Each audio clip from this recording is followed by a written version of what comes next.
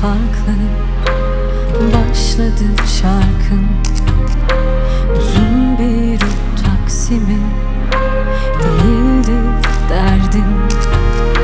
Bir an tek nefeste söyler gibiyken bastın boğazıma. O an kesildi nefesin.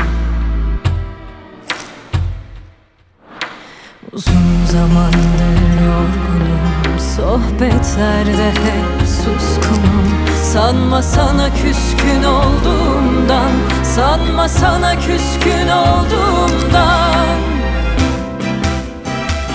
Öyle hazin bir sona hazır ki ruhum, dünyaya çarpan dev bir gözyaşı oldum. Elbet herkes payını alacak benden, ama intikamın hasını tadacaksın sen. Öyle hazin bir sona hazır ki ruhum, dünyaya çarpan dev bir gözyaşı oldum. Elbet herkes payını alacak benden, ama intikamın hasını tadacaksın sen.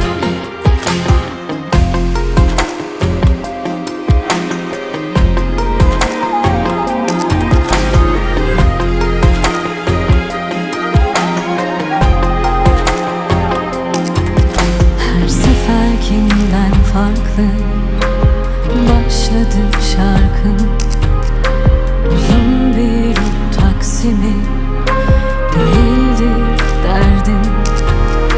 Bir anı tek nefeste söyler gibiyken bastım boğazıma. O an kesildi nefesim. Uzun zamandır yorgunum, sohbetlerde hep suskunum. Sanma sana küskün olduğumdan, sanma sana küskün olduğumdan. Öyle hazin bir sona hazır